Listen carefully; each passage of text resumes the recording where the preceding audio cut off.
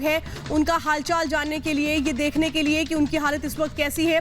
जिस तरह से रात करीबन 2:45 बजे भगदड़ मची, ये बताया जा रहा है कि ज़रूरत से ज़्यादा भीड़ थी और यही वजह थी कि धक्का मुक्की शुरू हो गई, कुछ लोग आक्रोशित हो गए और उसके बाद जो भगदड़ मची है उसमें 12 लोगों की जान चली गई है, जबकि घायल लोगों को अस्पताल में भर्ती कराया गया। बेहद दुखद है ये, क्योंकि कई सवाल यहाँ खड़े होते हैं कि आखिर इतनी भीड़ कैसे पहुंच गई, भीड़ को क्यों नहीं नियंत्रित किया गया। तस्वीरें इस वक्त आप देख रहे हैं, केंद्रीय मंत्री जितेंद्र सिंह पहुंचे हैं और दिलबाग सिंह भी उनके साथ मौजूद है। लगातार वहां पर अब जो घायल लोग हैं उनके इलाज के लिए जो व्यवस्थाएं हैं वो तमाम तरह से पुख्ता की जा रही हैं। तो नारायण अस्पताल इस वक्त पहुंचे हैं जितेंद्र सिंह। जो जानकारी हमें मिल रही है, कटरा में जो घायल लोग हैं उनको भर्ती कराया गया है और उनसे ही मिलने के लिए इस वक्त पहुंचे हैं जितेंद्र सिंह। केंद्रीय मंत्री जितेंद्र सिंह उनका हालचाल जानने के लिए पहुंचे हैं। आपको बता दें कि एक हाई लेवल कमेटी का भी गठन इसमें कर दिया गया है और कमेटी के जो सदस्य हैं वो वैष्णो देवी पहुंचे हैं कि आखिर ये हादसा हुआ कैसे, कैसे ये भगदड़ मच गई, क्यों नहीं भीड़ को कंट्रोल किया गया, इतनी बड़ी संख्या में एक साथ लोग कैसे जुड़ गए। और जब पता था कि अगर इतनी बड़ी संख्या में लोगों की पर मौजूदगी रहेगी नए साल पर, तो फिर इसको लेकर के पहले से कोई पुख्ता इंतजाम क्यों नहीं किए गए। कई ऐसे अहम सवाल खड़े होते हैं इस भगदड़ के बाद कि क्या इसको रोका नहीं जा सकता था, क्योंकि हर साल हम देखते हैं वैष्णो देवी में कोरोना के बाद, चूंकि इस बार अभी वैष्णो देवी दरबार खुला था और ऐसे में लोगों की एक बहुत बड़ी कोशिश थी कि नए साल पर वो मां के दर्शन कर आशीर्वाद ले ले। तो ऐसे में एक साथ इतने लोगों को भवन की तरफ रवाना कर देना किसकी चूक है, कहां ये लापरवाही हो गई कि 12 लोगों की जान चली गई। इन लोगों की मौत का जिम्मेदार कौन है? ये देखिए, जो तस्वीरें हम आपको दिखा रहे हैं, 2 तस्वीरें हम आपको दिखा रहे हैं। केंद्रीय मंत्री जितेंद्र सिंह एक तरफ पहुंचे हैं जम्मू में, जो जख्मी लोग, कटरा में जो जख्मी लोग हैं उनका हाल जानने के लिए, जो अस्पताल में भर्ती हैं, भगदड़ में जो लोग घायल हुए थे उनका हाल जानने के लिए। दूसरी तस्वीरें हम आपको दिखा रहे हैं, जिस वक्त ये भगदड़ मची थी उस वक्त कितनी भीड़ थी। रात का तकरीबन 2:45 का वक्त था जिस वक्त ये भगदड़ मची थी। लोगों की बड़ी संख्या में वहां पर मौजूदगी थी, बच्चे थे, बुजुर्ग थे, कोई किसी की सुनने को तैयार नहीं था। भगदड़ में किस तरह से कुछ लोगों का दम घुट गया तो कुछ लोग उसी भीड़ के बीच दब गए, जिसमें 12 लोगों की जान चली गई है। और हुआ क्या है माता के दरबार में, चलिए जरा सिलसिलेवार तरीके से आपको बताते हैं। रात तकरीबन 2:15 बजे भगदड़ मचती है। गेट नंबर 3 पर यह हादसा होता है। बड़ी संख्या में लोगों की, श्रद्धालुओं की मौजूदगी वहां पर होती है। बहस के बाद ये धक्का मुक्की शुरू हो जाती है। बताया जा रहा है वहां पर जो लोग मौजूद थे उनके बीच बहस शुरू हो गई थी और इसके बाद धक्का मुक्की शुरू हुई, जिसमें जमीन पर कुछ लोग गिर गए। 12 लोगों की मौत हो गई, जबकि 15 लोग जख्मी बताए जा रहे हैं। घायलों को तुरंत इलाज के लिए तुरंत अस्पताल पहुंचाया गया। कई हेल्पलाइन नंबर्स जारी किए गए हैं। वैष्णो देवी श्राइन बोर्ड की ओर से मृतकों के परिजनों को 12 लाख रुपए की मुआवजे का ऐलान किया गया है। प्रधानमंत्री भी लगातार नजर बनाए हुए हैं इस पूरे मामले को लेकर के। इस पूरे मामले में 3 सदस्यीय जांच कमेटी का भी गठन कर दिया गया है। जांच शुरू हो चुकी है इस पूरे मामले को लेकर के। और मेरे साथ मेरे सहयोगी इस वक्त कटरा से सरजीवन जुड़ चुके हैं। सरजीवन, ये बताया जा रहा है कि कटरा में अभी पहुंचे हैं केंद्रीय मंत्री जितेंद्र सिंह घायल लोगों से मुलाकात करने के लिए। अभी जो घायल है उनकी क्या स्थिति और इस पूरे मामले को लेकर और क्या अपडेट? जी बिल्कुल, आपको बताना चाहूँगा कि कटरा में ही जो घायलों का इलाज है वो हॉस्पिटल में, नारायणा हॉस्पिटल है जो कि श्राइन बोर्ड का ही हॉस्पिटल है, वहाँ पे फ्री ऑफ कॉस्ट चल रहा है। और इनमें से कुछ लोग क्रिटिकल भी बताए जा रहे हैं और लगभग 13 से 14 लोग जो है वो घायल बताए जा रहे हैं। अभी सीनियर ऑफिसर्स का लगातार वहाँ पहुँचना, कुछ लीडर्स, अभी कुछ देर पहले बीजेपी के अध्यक्ष वहाँ पे रविंद्र रैना जी पहुँचे थे, उन्होंने हाल जाना, जितेंद्र सिंह जी पहुँच रहे हैं, वो हाल जान रहे हैं। इस तरह से जो जांच कमेटी है वो भी गठित कर दी गई है, वो भी जांच उन्होंने शुरू कर दी गई है, उन्होंने की है। और यहाँ पे भी मैं आपको दिखाना चाहूँगा, यात्रा लगातार जो है वो यहाँ से जारी है। हम लोग दर्शनी रोडी पे अभी मौजूद हैं, तो दर्शनी रोडी पे हम लोग मौजूद हैं और श्रद्धालु आप देखेंगे लगातार माँ वैष्णो देवी के दरबार की ओर बढ़ रहे हैं और किसी तरह का कोई डर नहीं है किसी भी यात्री में।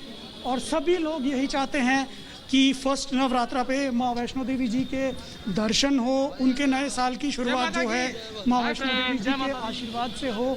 यही मनोकामना लेके लोग आगे की ओर बढ़ रहे हैं और हर तरह के यहाँ पे इंतजाम।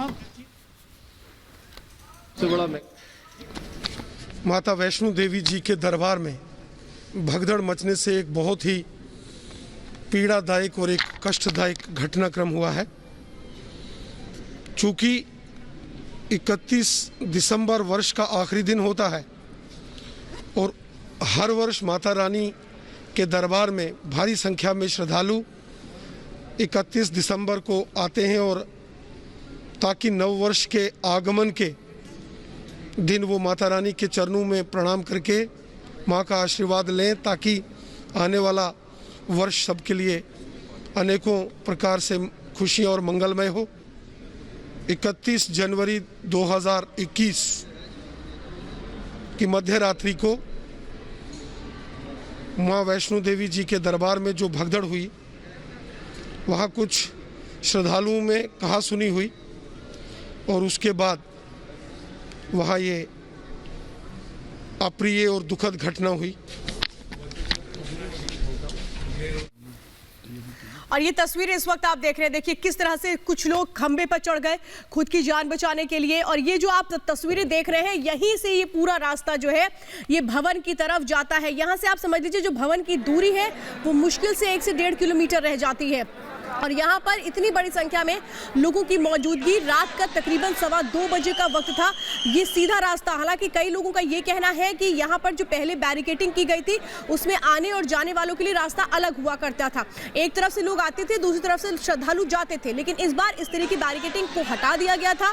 और यही वजह थी कि आने वाले और जाने वाले सभी एक दूसरे के बीच किस तरीके से कहीं पैर रखने की जगह नहीं है और हम एक छत पर आके खड़े हो गए। तो फिलहाल ये तस्वीरें इस वक्त आप देख रहे हैं किस तरह से बड़ी संख्या में लोगों की मौजूदगी हो गई थी। श्रद्धालु पहुंचे थे नए साल में पहले दिन वो चाहते थे कि मां वैष्णो देवी के दर्शन करके मां का आशीर्वाद ले लिया जाए, लेकिन बहुत दुखद है जिस तरीके से यह हादसा हुआ, भगदड़ मच गई। लेकिन सबसे बड़े सवाल यहां पे खड़े होते हैं कि मां वैष्णो देवी दरबार में भवन में जो रास्ता है वहां पर भी सुरक्षा के बहुत पुख्ता इंतजाम होते हैं। इस बात को सुनिश्चित किया जाता है कि एक साथ बहुत सारे जो लोग हैं वो ना पहुंचे। और ऐसे में कई सवाल खड़े होते हैं कि इस बार वो इंतजाम कहाँ थे, इतनी बड़ी संख्या में कैसे लोग पहुंच गए और क्यों नहीं व्यवस्थित किया गया और क्यों नहीं उस तरीके की व्यवस्था थी कि इन सब को कंट्रोल किया जाता। जिस तरीके की तस्वीरें हैं ये वाकई बहुत डराती हैं। और इधर जम्मू कश्मीर के पूर्व उप मुख्यमंत्री कविंद्र गुप्ता का कहना है ऐसा हादसा पहले कभी नहीं हुआ। आज वैष्णो देवी दरबार में जो हादसा हुआ है बड़ा दुखद हादसा है और रात को लगभग 2:30 बजे जिस प्रकार से गेट नंबर 3 पर बहुत से लोग थे, शायद कोई अफवाह हुई और उसके कारण से लोग वहां से भगदड़ मची, 12 लोगों की जो मृत्यु हुई है। और इस सारे समय में लोगों को संयम बना करके रखना चाहिए ताकि इस प्रकार का हादसा ना हो।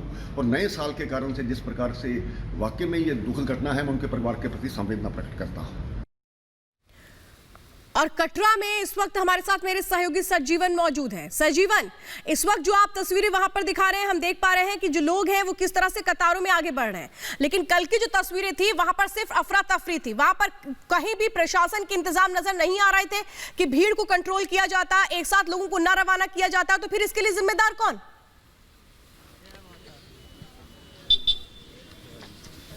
जी बिल्कुल, देखिए हमने भी बहुत सारे श्रद्धालुओं से बातचीत की है। अलग अलग श्रद्धालुओं का अलग अलग बयान है। वो कुछ तो कह रहे हैं कुछ लोगों की आपस में कुछ कहासुनी हुई है जिससे माहौल बिगड़ गया, और कुछ लोग कह रहे हैं कि ज़्यादा भीड़ होने के कारण ही ये जो हादसा है ये हुआ है। हम लोग आपको लगातार दिखा रहे हैं। कुछ देर के लिए यात्रा बंद की गई थी पर अभी दोबारा से यात्रा एक बार ही दोबारा से शुरू कर दी गई है और अच्छे माहौल में ये यात्रा जो है ये हो रही है। लगातार श्रद्धालुओं का जो आना है वो जारी है। कुछ श्रद्धालुओं से बात करने की कोशिश करते हैं। जी मैम, आपका नाम? वृद्धि। हम फरीदाबाद हरियाणा से आए हैं। कल जिस तरह से हादसा हुआ है, किसी तरह का मन में डर है? हाँ, एक्चुअली हमें पता तो नहीं था कि ऐसा कुछ हुआ है, बट जैसे अर्ली मॉर्निंग हम उठे तो ये सब सुन के हमें डर लग रहा था आने से पहले कि हमारे चलना चाहिए नहीं, क्योंकि काफ़ी लोगों से सुनने को मिला कि ऊपर दर्शन बंद है।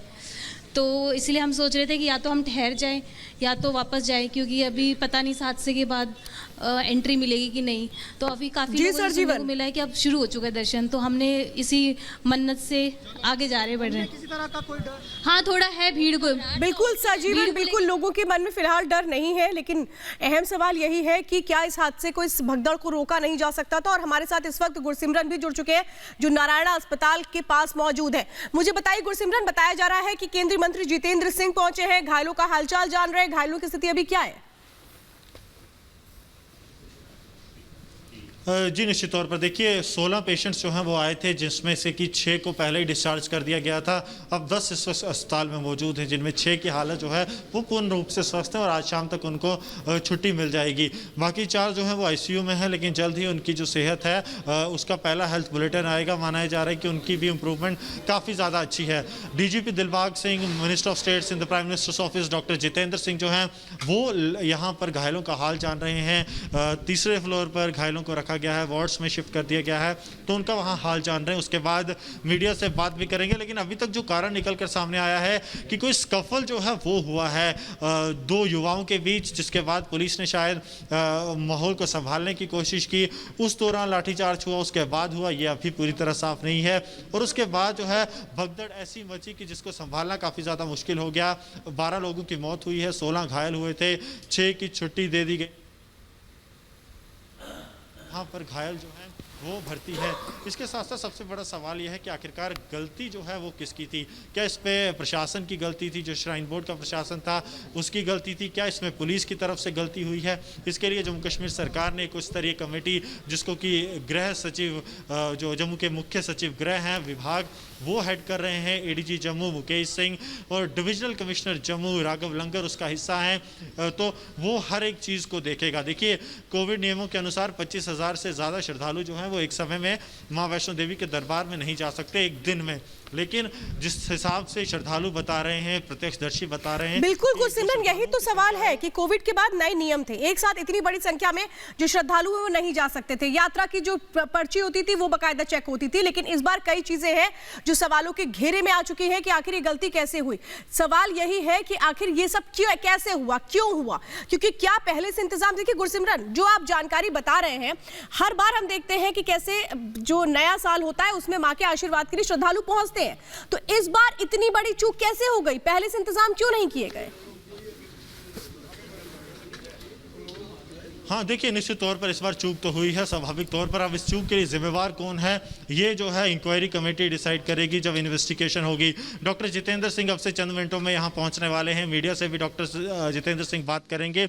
और देखिए अभी तक जम्मू कश्मीर प्रशासन का रवैया क्या रहा है, कहीं ना कहीं इस बात पर पर्दा डालने की कोशिश की गई है कि प्रशासन की तरफ से कोई गलती रही है। और ऐसा नहीं है कि प्रशासन की तरफ से गलती नहीं थी, चूक हुई है। उसी का नतीजा है कि इस तरह का बड़ा हादसा जो है वो सामने आया है। अब प्रशासन जो है उसको जिम्मेवारी लेनी होगी। अब रिपोर्ट में क्या आता है वो देखना भी काफ़ी महत्वपूर्ण होगा। लेकिन क्या चीज़ें हैं, क्या कोताही जो श्राइन बोर्ड की तरफ से हुई या फिर श्राइन बोर्ड की या पुलिस की तरफ से, ये सब जो है अभी जांच का विषय है। बिल्कुल गुरसिमरन, आप नजर बना के रखिए और हम आप लगातार अपडेट अपने दर्शकों को दे रहे हैं। सरजीवन भी कटरा से हमारे साथ बने हैं। फिलहाल इस बड़ी खबर पर हम बने हुए, रुकेंगे एक ब्रेक के लिए, फौरन लौट रहे हैं। मौजूद था उस टाइम जिस टाइम ट्रेजेडी हुई है, और उसमें मेरी